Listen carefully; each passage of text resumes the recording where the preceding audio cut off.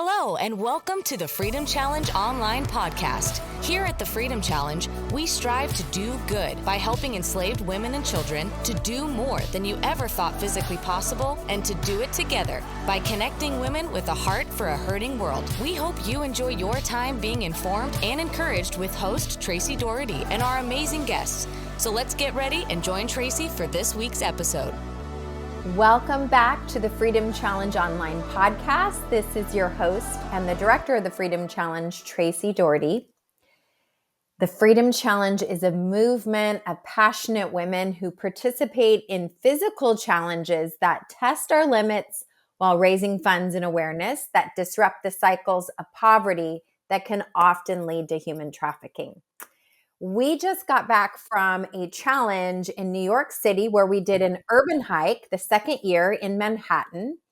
And this year we got to partner with a local organization, the Dream Center New York City, led by a brilliant woman who you'll meet in just a minute.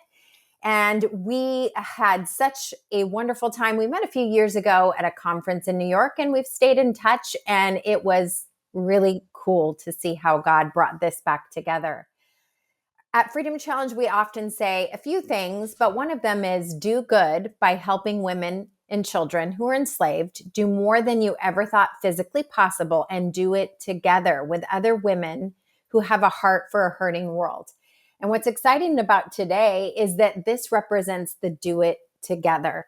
It's an honor to partner together on behalf of vulnerable women and children.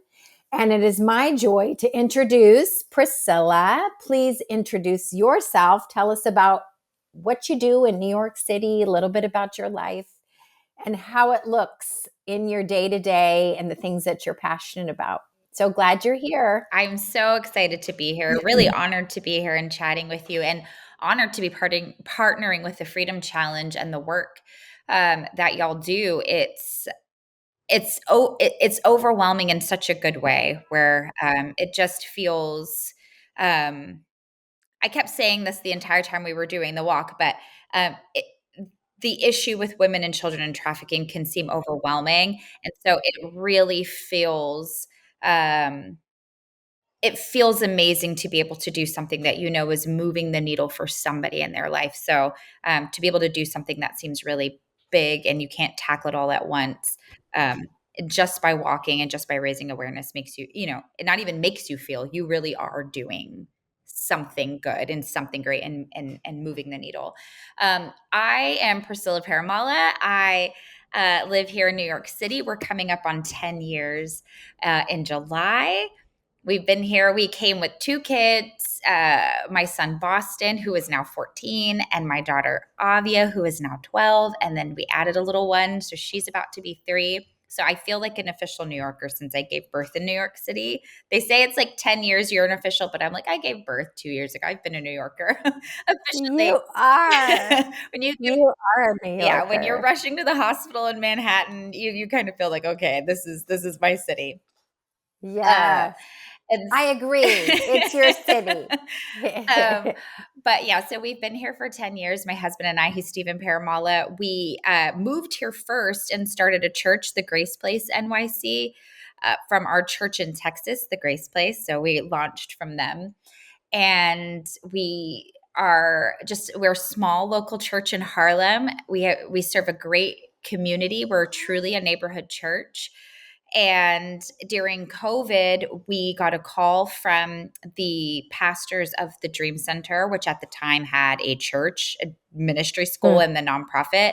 And during COVID, they said, hey, we are thinking about moving back to LA and serving at Dream Center of LA. Would you pray about taking over the Dream Center? And I, of course, was like, absolutely, yes, let's go. My husband is much more reasonable and is like, let me ask the Lord first. That's a good idea. Let's talk to Jesus. Why don't we just see what he wants for our lives? And I'm like, you know what? You're right. And we prayed about it and just really felt like this was something we were supposed to do.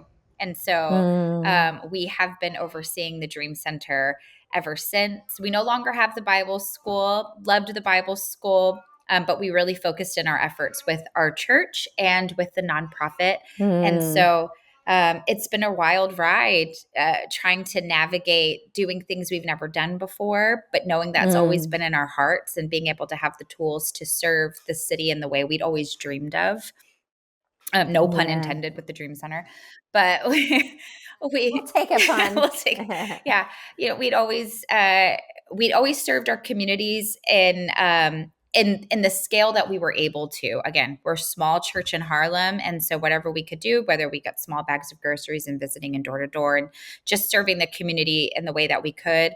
With Dream Center, we've been able to just exponentially serve the city in a way that we couldn't have possibly done it before. And so it's so exciting to see all that unfold. And our history goes back, I don't know, like quite a few years now. I met you at a conference there in New York City.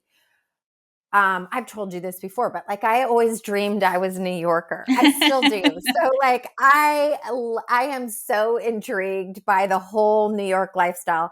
And I live in California. Usually people we're so intrigued by the California lifestyle, but I mean, New York is so much more interesting. But so back then I had this idea of doing a freedom challenge, an urban hike in the city, a place that I just have always had a unique heart for. And now it's intertwined with so many other parts of my life, which is beautiful. I didn't even get to be there with you guys this week because those of you who are listening, I had my second granddaughter and it was its own freedom challenge here at home. But so I really had a shared affinity for, just what it's like to feel a physical challenge alongside someone else or on behalf of someone else. But so today is really actually the first time I've heard about the challenge, which happened last weekend. And so it just feels fresh to hear from you and to know. But anyways, we met all those years ago. We kind of stayed in small contact. And then when we really, actually COVID happened, so it kept us from doing our challenge there then. We circled back last year and I invited you to come. And it was so awesome. You and your friend Becky, who I think is a ministry partner and colleague, came with us.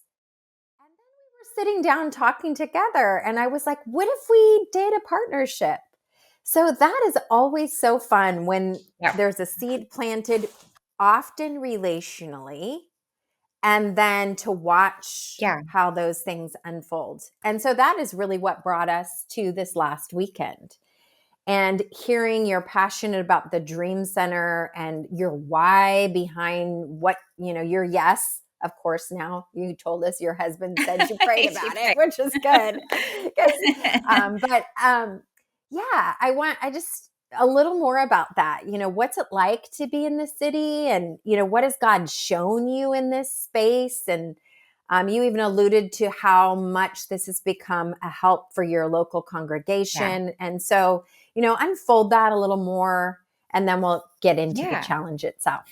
I think we've always been an outreach-minded couple, my husband and I. I mean, from when we were youth pastors in the suburbs of Texas, we would pack up like a ice chest, like, is that what they call ice chest? And like fill it up with drinks and sodas and Gatorades, fill it with ice, lift up our trunk, and just as the students were getting off from the school bus, just giving them drinks like, hey, you're going to walk home, get some drinks. And we'd have Boston with us and he's like 3, even before then in ministry school, we've just always been to reach out always. Like, how do we get people to come to know Jesus? And I'm so grateful for people who find new churches, who have moved or who have relocated or been transplanted to New York City.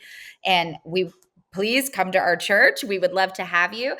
But we really, really have a heart for the lost. We want to reach the people that just have never heard Jesus before. And we also want to reach the people that are just having a hard time in life. I know what that is. I know what it's like to have a hard time in life. And I know what it's like to be given to and served with dignity and with hope. And so it is just a blessing to be able to have the Dream Center as a tool to impact our community and say there is a way to give that hurts. And I've seen it, and I've seen, like, you can see shame and embarrassment as people are on a food line or receiving or just, and so we really try with the Dream Center to mitigate that and try to make it really fun and engaging and building true community with the people that we serve, because at the end of the day, it's cyclical. It's not just us giving to them, but you're also put in my life because you're going to impact me as well. And so when we took on the Dream Center, that's really our goal, was to have our church filled with the people that we serve. And so that's been our heart. And so we are training other churches. So we have this incredible program called Dream Center Plus. And so we partner with other local churches, and we essentially resource their mobile food pantry. So all of our Dream Center we have mobile food pantries. We've got 5 throughout the city. And each one of those is partnered with a local church within a 10-block radius, so that as they're serving their community for their weekend, their church is close by. We have prayer tents. We have opportunities for people to get prayed for. And the goal is to provide essential resources, but we all know that only goes so far. And we serve a God who gives food and drink that lasts, right? That continues on, that never runs dry. And so we're excited about that new kind of phase of the Dream Center with partnering with the local churches. And it's really neat. We load up a box truck, we fill it up with everything that church would need to have a mobile food pantry: food, diapers, wipes, tables, signage, everything. We drop it off at their location. They serve their community well. And then our box truck comes right back around and picks up everything. And we do it all over again for 5 different churches. And our goal is that that New York City sees the church shows up for people that are marginalized, shows up for people that are less likely to be heard, shows up for people that are suffering, shows up for people that have lack, and that we truly have the answer beyond just the essential, but because we have Jesus. And so when we look at Freedom Challenge, it just was such an easy partnership, because it's exactly what you guys do. It's showing up for people that can't show up for themselves or don't have a voice. And so we've just started working with the migrant community near our warehouse. And it's been amazing. It's been amazing to serve. It was a community that we actually weren't prepared to serve. Didn't have the margin, the resources, the funding, but literally opened up in our backyard. This hotel shut down overnight, moved in 350 migrants. Over half are kids. There's like 160 kids living in this shelter. And as we know, they're the most vulnerable to be taken advantage of. And so we just were like, we can't not. Like, we have to do something. And so through that, we were able to create a program called New Neighbors, where we serve them, we resource them. And it's just kind of snowballed from our yes. Our yes does not looking like the yes that I gave. Never does. It never does, right? It just shifted and changed. Still the center of it there. But I think that's just God, right? That we would say yes to something and he would give us something far more fulfilling than what we could have ever imagined, and a reach far more than what we could have ever imagined. And it was saying yes to New York was saying yes to a church plant. Saying yes to New York was saying yes to a cancer diagnosis. I mean, obviously not that, but my husband was diagnosed with cancer for the second time right before we launched. That was not in our plan. We were like, that's not, I didn't say yes to that. I said yes to New York City, but the Lord was good and gracious and surrounded us and brought us through. And my husband's cancer-free 8 years. And, I think when we say yes to things, we don't quite understand the full scope of our yes until we probably wouldn't say yes if we did. It's just a blindfold. It is such God's grace and mercy, right? That he For sure. that he is mysterious. I learned to embrace the mystery of the Lord and learn to love it and know that that's a part of who he is as a God to us. And so I'm thankful for that. Sorry. So, Okay. Oh, we love it. We invite these little ones in. Done with her lollipop. She's done with her lollipop. So precious.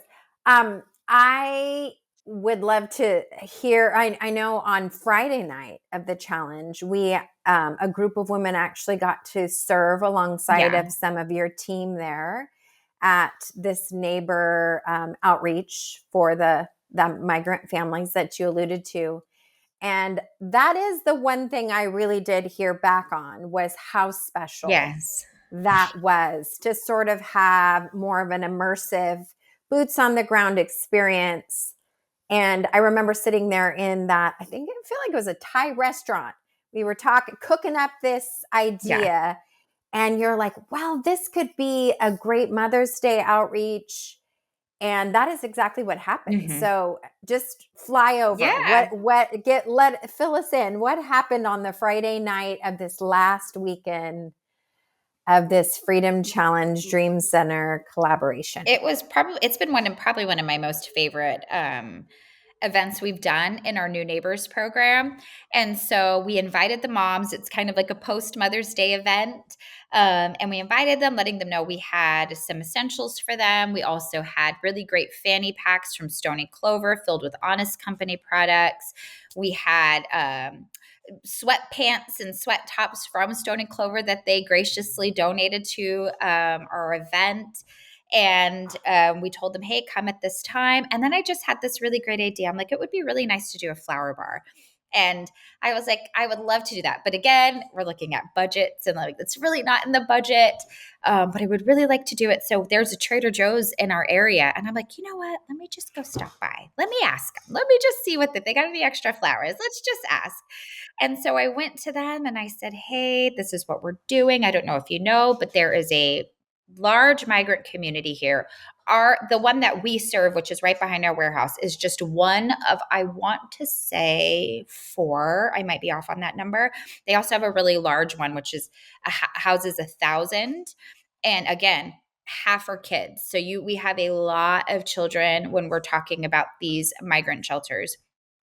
And I was like, I don't know if you know this, but just a few blocks away where our warehouse is, there's also a shelter there. And we want to do this for the moms. And they were like, okay, well, this request is kind of soon, because it was 3 days before. And I had just had the idea. I'm like, I love that about you. Just popped in my head. Why not? Let's do it. And so I, said, they just said, Kate, well, we need some paperwork. Can you get it in tomorrow? I'm like, absolutely. And we got paperwork in, and they said, okay, come pick up some flowers, Friday, the day that we had the event. And so we were like, okay. And we were thinking, just a few boxes. I mean, they sent us hundreds and hundreds and hundreds of flowers. And they said, hey, we were going to say no because it was last minute and we kind of have to think through these things. And they were like, but it's in our neighborhood. How can we not? And so we were like, that's exactly how I feel. And so they sent just hundreds of flowers. And so on top of just the essentials that we regularly provide every month, because we do that program once a month, we were able to just do something really special. Again, that dignifying piece where they get to be a part. It's just fun, And so they got to make their own flower bouquets. And then what got really sweet was the kids started making them for their mothers. And they were just picking out, what things that they thought their mother would like. And then there was this one interaction that was so sweet. Mom wasn't able to be there during the event. And towards the end, she came walking up, she'd come walking, I guess she was coming home, and the little boy who had just finished the flowers for his mom sees her and was like, Mom. And he just ran to her and presented her with these flowers. And she just grabbed his face and kissed him and was just so like, thank you for making me these flowers. And just the pride on his face, he just was so happy to give his mother these flowers. It was the sweetest little interaction.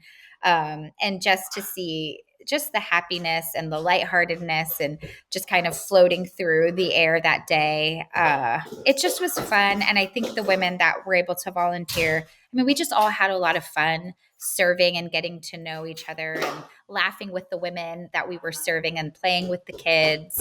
Yeah, it just was great.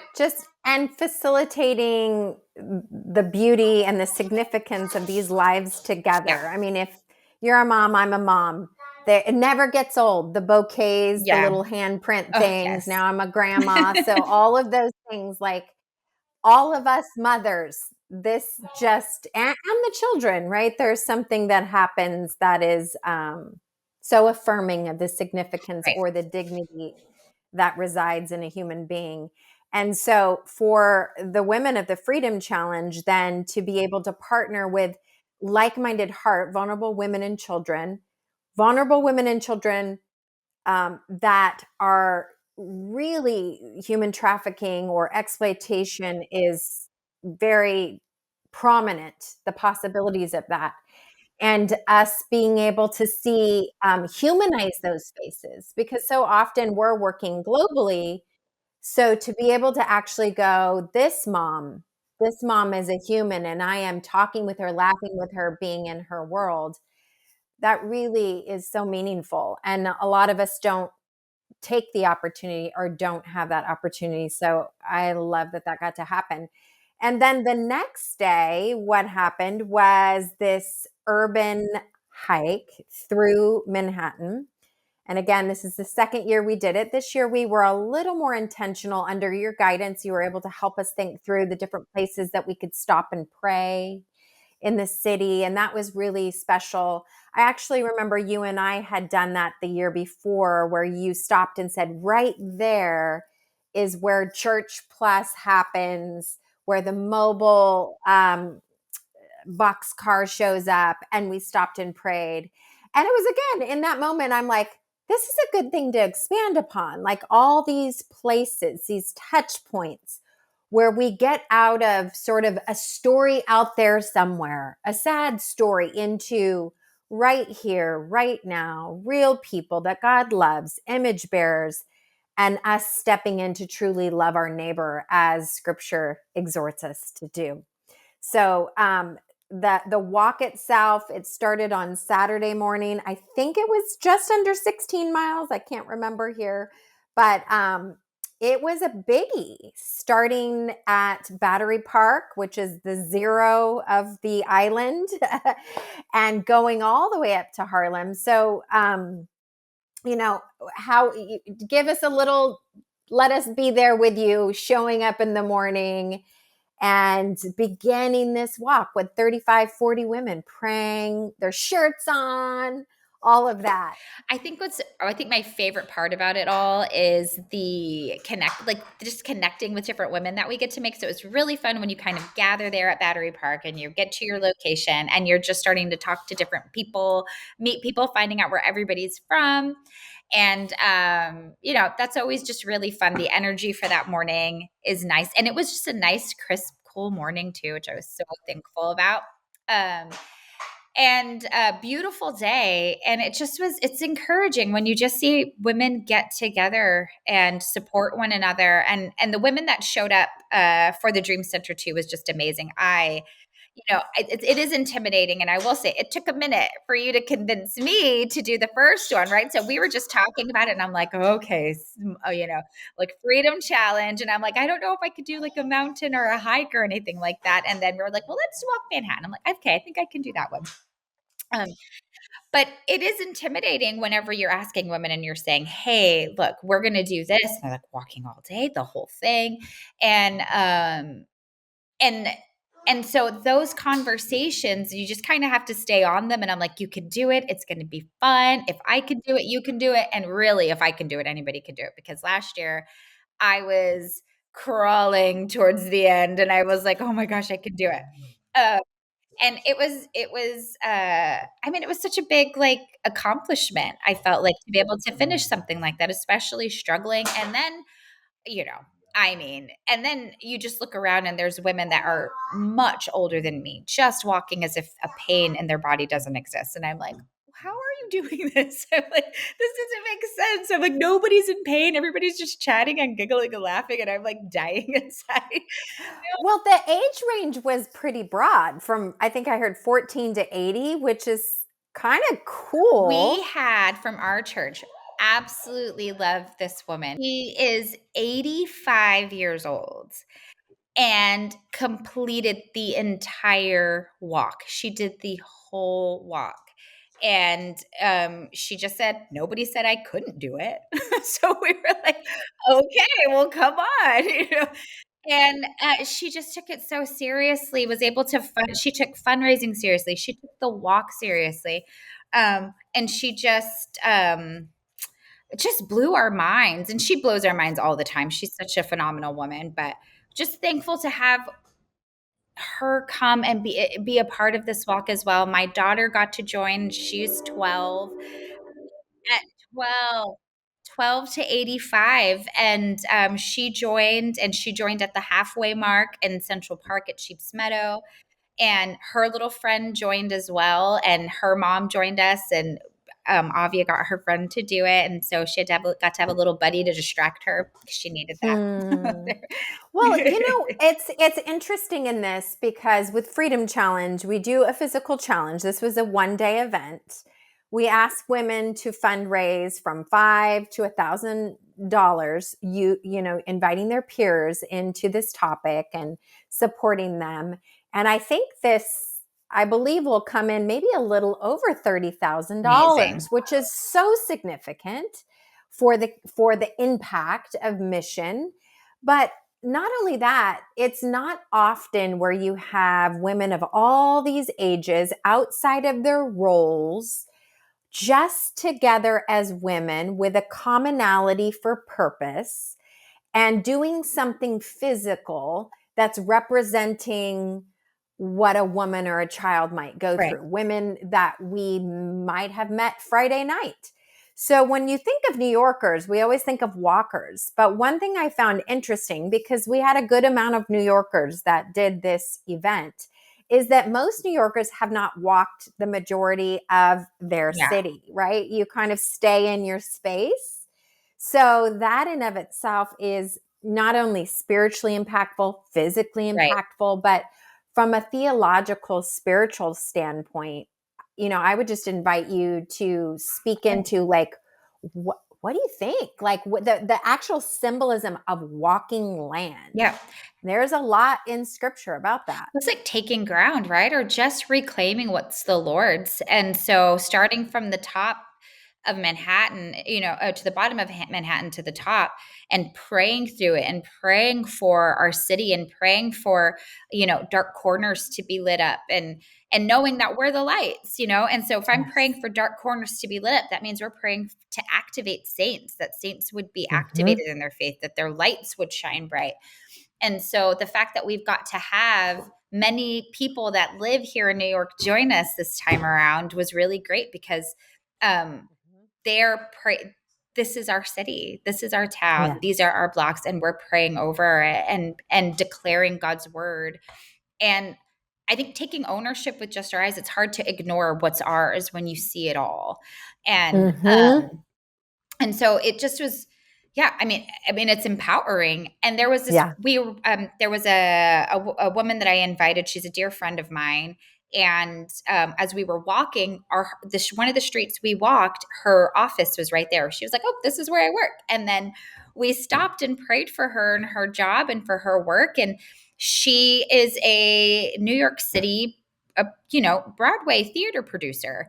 And that's what she does. And we need light in those areas for sure. When we're looking at entertainment, when we're looking, people come to New York City to achieve this dream and achieve these, Broadway dreams and theater dreams and entertainment dreams. And I can't tell you how many people you see. I remember the first year we moved here, there was this really beautiful young woman strung out on drugs on the side, near Juilliard. And I can just imagine, what her story was, why she was Yeah. there, and did the pressure get to her? Is she, did she fall in with the wrong crowd at some point in her life? Did she just get so stressed that she tried drugs and didn't know she had an incredibly addictive personality? And there she is on the streets again, in danger Mm. of an incredibly vulnerable person on the streets, and in danger of trafficking, and in danger of being taken, and in danger of being taken advantage of. People come to New York City to live out their dreams, but we say this a lot. New York City can, what is it? Chew people up and spit them out. Yeah. And Yeah. community makes a difference. Church community makes a difference. Yes. Gathering together and supporting one another makes a difference. And so when you walk the city in that way, you can't Mm-hmm. ignore those that are sitting on the side. You Yeah. can't ignore the moms with the babies strapped to their backs selling candy to survive. Yeah. There's so many there's an uptick in that. We didn't go to the subways. We were above ground. But if you ever Mm-hmm. come to New York City, and you take notice on the subways, there are so many moms Yeah. where babies Yeah. are I've seen growing up that. underground. Yeah. And they're not crawling, they're not walking, they're not free to play. They're strapped to their mom's backs, and the mom's selling candy to just make ends meet. And so, when, I think as a New Yorkers, you can tend to be desensitized because you've lived here for so long. You just learn to kind of ignore things. You see somebody laid out, and, I just quickly look for a moving stomach, make sure they're breathing, and then move on. Mm-hmm. But when we first moved here, I mean, it bring tears to my eyes. It's overwhelming and it's hard to ignore. And then the longer you live here, the more you realize, oh, I Yeah. don't see that many people laying out in the streets. And it's like, nope, they're still there. You Wow. just don't Yeah. notice anymore. So there's something about when I'm listening to you talk and I'm thinking about the deep investment of a handful of women, 35, 40 women in a huge, Mhm. the most iconic city, right? And maybe even in the world. I mean, it rivals a few others, but like, and to imagine, oh, here's 35, 40 women spending their entire day walking and praying and opening their mouth and, being an advocate for.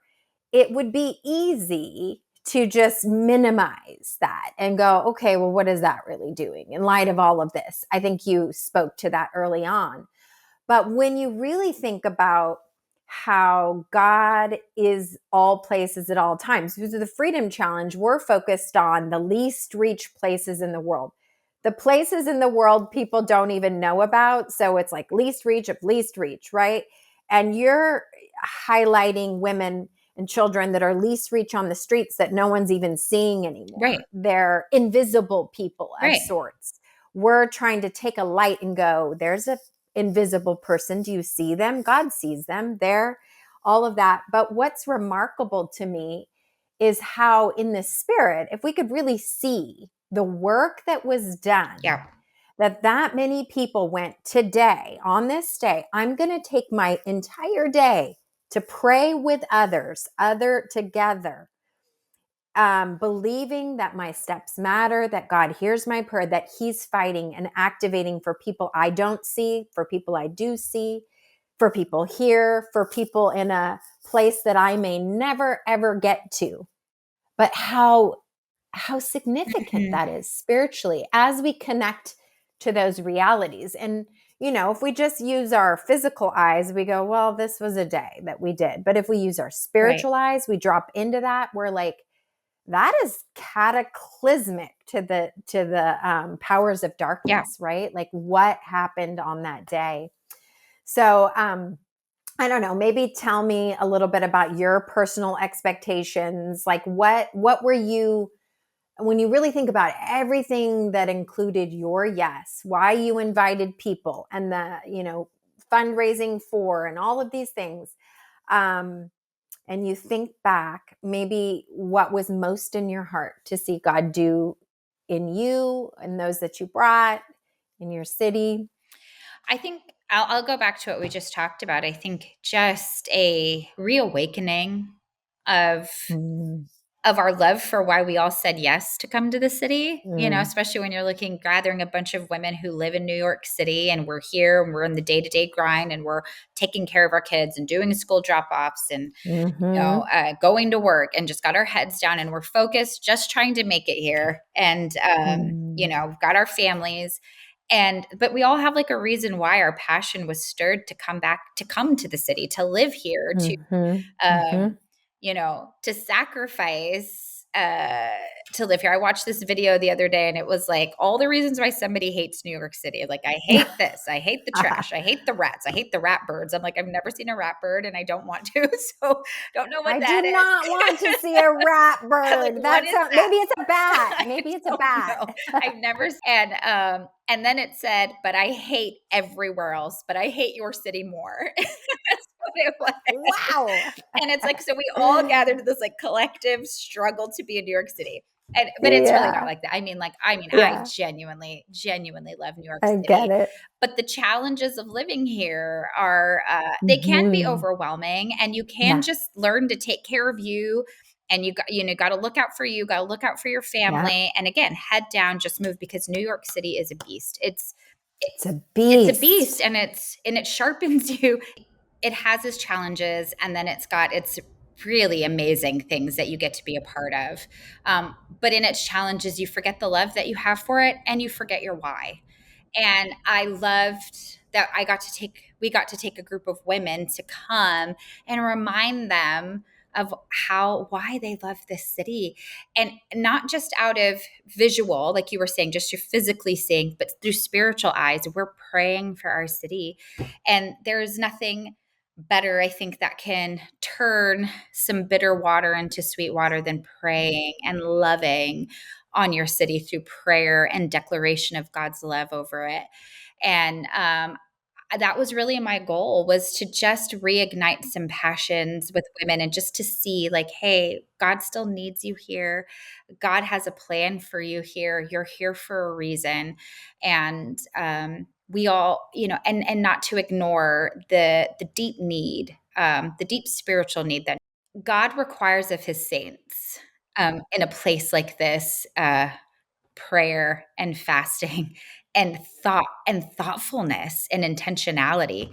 And I'm just thankful. I'm just honored to be among that, and then to see other women come who don't really live here, and to experience that way. It's just fun. It's fun to hear their questions too, of how do you do this? Or groceries, what do you do about groceries? I haven't seen a grocery store. A cross-pollination of Yeah. worldviews Yes. and ways of living. And there's such a uniqueness in this. As I'm listening to you, and oh my goodness, as we have to start getting ready to wrap up, I'm thinking about a pattern I see in scripture where God always uses the small, maybe it seems foolish, right? Mhm. What are you doing out there walking? What is that going to do? And he does that to confound the wise. And, New York is known for, like, as you said, it sort of, you inhale New Yeah. York. It's not, you don't just kind of breathe it in. You're just oh my goodness, I just took that in. And there's something about the vastness of it, just like human trafficking. It's otherworldly big. You can't even begin to think. Every time I go to New York, which is probably more than most, I go, oh, I tackle the part I didn't know about. But yet there is so much more that I have not seen. And that's how I think it often feels with this issue of human trafficking. Just when you think, okay, someone's doing something, then there's just so much more. It's this ever multiplying darkness, right? And then there's this pattern in scripture where his people just obey, even though they feel so small in this. Yeah. And then God is just showing up as God in that place. And I feel like as I listened to what happened last week, there's a lot of that, which means that there are things yet to be revealed from the work that was done on that day. There's fruit that's coming in the Dream Center, in the women who said yes and showed up all day. They could have done many other things in this busy life, but they showed up at 9 and walked till 6. And we raised funds, $30,000 in the Amazing. pot of all of this need. God will multiply it. And that is really my prayer for this interaction that we had together. I mean, you are a New York City gem. I hope that there'll be many more partnerships in the years to come, but just leaving on that high note that we would never regard our our stepping into a big issue with our small little loaves and fishes as anything other than in the hands of a big God. Yeah. And I really want to believe that for the day that we had there, that you'll even begin to see that exponential multiplication even in your work in the city. Because I know it's hard. I've heard you talk. I've heard you share about the weightiness of that work. Yeah. So we're so grateful for you. Grateful for you. What an honor to be together. And again, I hope it will be for other things in the future. Yes.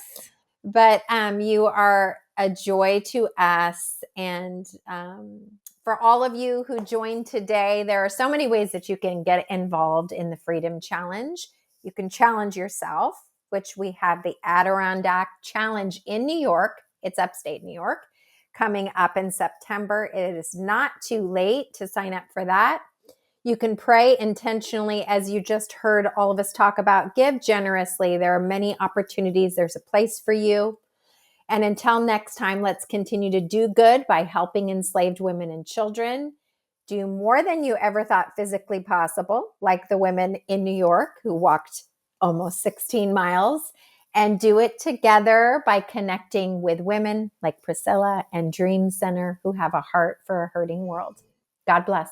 For listening to the Freedom Challenge online podcast. If you liked what you heard, join the fight to set women and children on a pathway to freedom across the globe. We are a proud ministry of Operation Mobilization USA and encourage you to learn more at thefreedomchallenge.com and omusa.org for how you can get involved. Follow us on Facebook, on Instagram at the FCUSA, and don't forget to subscribe and leave a review to let us know what you think. We'll see you next time.